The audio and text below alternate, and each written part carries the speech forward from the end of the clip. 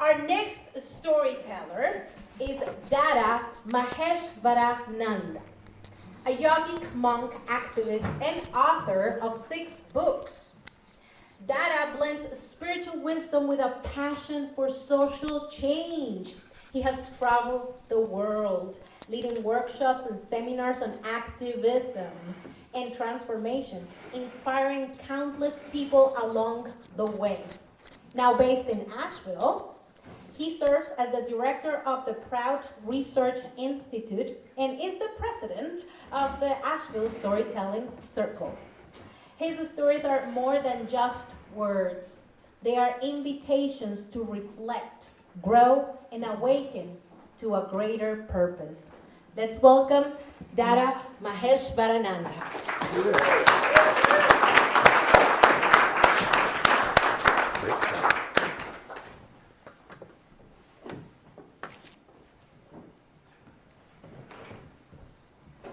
Good evening.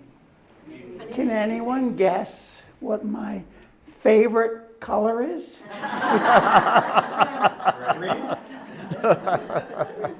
Let me tell you a story why I wear this unusual orange uniform and what it's been like.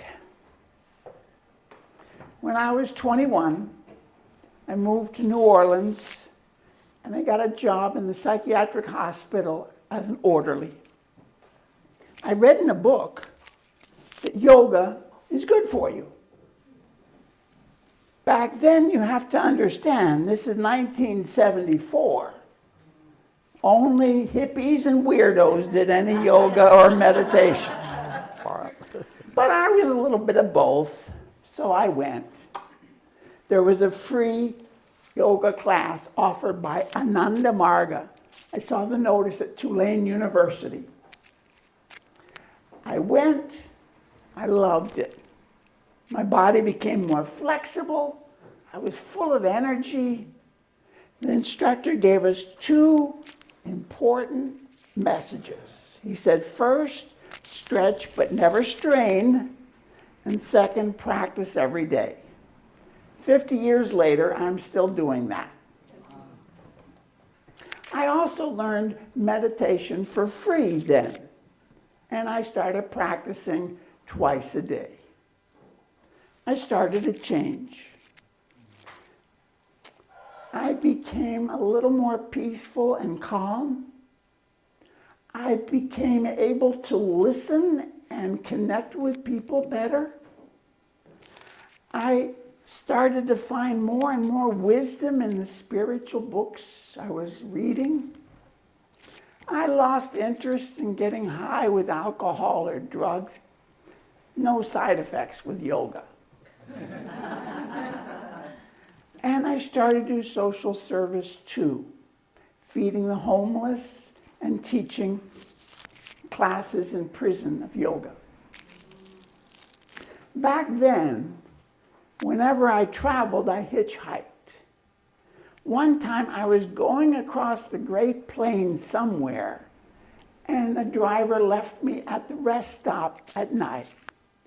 I put my sleeping bag on the grass. In the morning, when the dawn is breaking, I sat up. The enormous sky is a kaleidoscope of colors, changing every moment. Only one artist in the world can possibly do that. And you know, I thought, I think I'm 1,000 miles from any human being that I know personally. I didn't know too many people back then. But you know, I feel home. Ever since then, I always feel home wherever I go.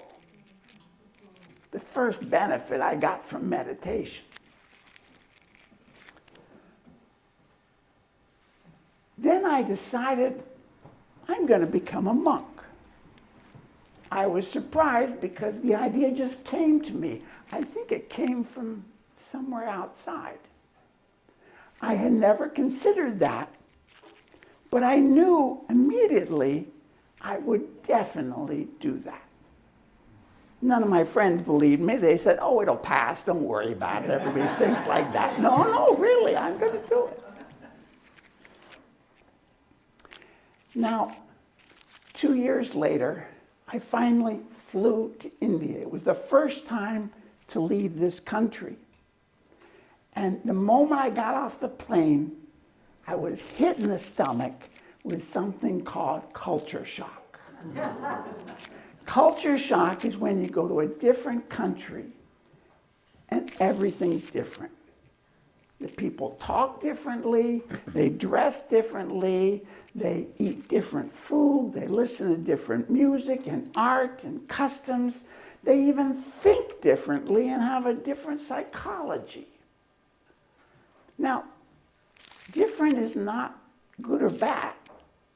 It's just different. And I started to learn that everything has value. In India, they have a saying that the guest is God. And they taught me hospitality and generosity because the poorest people will share their food with you. In the training, I was nervous for 3 reasons. First, I knew I was going to spend the rest of my life in other parts of the world because that was the policy of the organization, the order I belonged to, Ananda Marga. And that's a problem because I've always had great difficulty learning languages. In school, I was a good student, and I failed foreign language in high school, and I failed foreign language, another one, in college. That's not very good for somebody who's going to spend his life in other countries. The second reason I was nervous was that the training center was this old country house near Varanasi. It had no electricity, no running water. There was a well in the back with a long rope on the bucket, and there were no toilets. We fertilized the fields. It was very ecological, actually. And the biggest thing was that I'm promising to be celibate for the rest of my life. Frankly, I don't know what I'm going to feel like tomorrow, what to speak of the rest of my life. But I started to realize there was a certain logic to this madness, apparent madness. I think we all want world peace, but I think we need to spend time with people from other countries and cultures to really build world peace. I think, too, that my time in the poverty of the training center means I'm comfortable wherever I go. I can go to any village or slum in the world. I'm comfortable. And being celibate, I can work 24/7. Relationships, you might have noticed, take time. And they take a lot of responsibility, too. By not entering relationships, I can go anywhere I'm needed at any time to serve humanity. I'm given an orange uniform. Orange symbolizes service, sacrifice, and renunciation. So I do this all the time. And people stare at me all the time. My first posting was Indonesia. I take a boat from Singapore. I've got only $20 in my pocket, which is enough to go from the Tanjung Pinang, the first island there. There's a ship that would go once a week and take me deck class to Jakarta. When I get there, I find a teacher who feeds me and allows me to stay in his classroom for free as long as I teach English to his advanced students. No problem.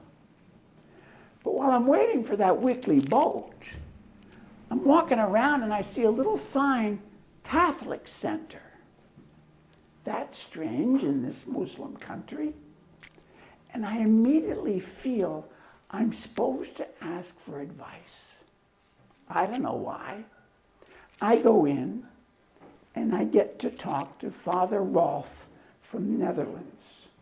His weathered face, I immediately felt he's the right person to ask. I'm going to be a teacher. I'm going to do social work in Jakarta.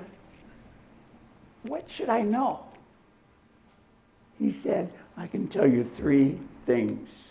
First, learn the language so you can communicate with the people. Got it. Second, this is hard for my American priests for some reason.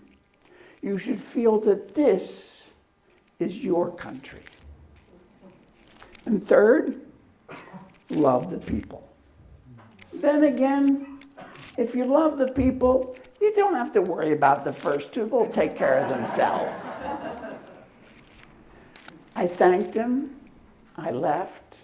I never forgot what he said. In every country I would go, people would sometimes ask, how do you like our country? I always answer, I love it here because the people are kind and friendly and generous. Strange thing though, wherever I go, I meet people who are kind and friendly and generous. I don't know how that works. In Philippines, I was there for 9 years. And after a while, I asked some people who had been in the States a long time, how about the difference in our cultures? And one guy had been there 10 years. He said, it's very cold there. Cold? You were in Southern California. Not climate. People are cold. I worked in the post office, he said, for 10 years. People talk every day, very friendly. How are you? How was your weekend? Did you have a good time? Never once did any American ever invite me into their home for a meal. In Philippines, you have to invite friends to your home for a meal. That's just given. I went to Brazil next. I'd already been working 14 years in Asia. I'm suddenly to another part of the world, another language. And it's tough. I'm trying very hard, but after just a month or so, I'm invited to give a speech at an interreligious gathering in a campaign against hunger. Wonderful. But there were going to be thousands of people there. So I wrote out my 2-minute little speech, got somebody to translate it, went the night before in Copacabana Beach when it's deserted and shouted it out to the waves, practicing. Well, when I get to the stage that night, the first act is Caetano Veloso, won many Grammys, a very famous Brazilian singer. I'm next. I walk up to the microphone, the spotlight. There are thousands of people, and I can't see them in the dark. I got my paper. I start out, good evening, boa noche. 2,000 people shout back, boa noche! Wow, I like this country. They have a word in Portuguese, saudade. It doesn't translate well. The worst translation is homesick. That's not it. You're longing for a place and you're longing for people. You miss people. I have saudade for Brazil. And I have saudade for all of you too. After 40 years, I suddenly came back to this country 8 years ago. And I experienced what many expatriates experience. It's called reverse culture shock. This country, if you haven't noticed, is the most competitive and individualistic country anywhere that I've been in. And what's also interesting is that, I try to practice what I learned. I invite my friends to my house and I cook them a home-cooked vegetarian meal because I think it's important to build community. A problem that I think this country has, you may disagree with me, many Americans, I think, feel lonely. And because of loneliness, I think people try alcohol and drugs and sex and food. And I think in Asia, in Philippines certainly, people don't understand loneliness. They're in big families, big communities, lots of friends everywhere. 40 years I experienced culture shock from all the differences. But I started to feel that actually all our differences were really all the same. There's a poem by T.S. Eliot. We shall not cease from exploration, and the end of all our exploring will be to come back where we started and know the place for the first time. I find people who are kind and friendly and generous everywhere. I feel like a citizen of the world. And there's another American poet, Carl Sandburg, who said, there's only one man in the world, and his name is all men. There's only one woman in the world, her name is all women. And there's only one child, and its name is all children. I think I'm home with you on planet Earth. Thank you.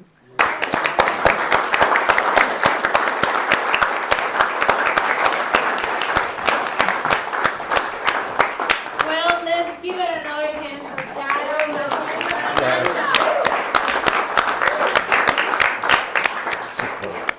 If your hearts are not swollen right now with all this wisdom, come on, guys. Get it. My heart is super big right now. Thank you so much for that story, Dada. We're going to be taking a 5-minute break.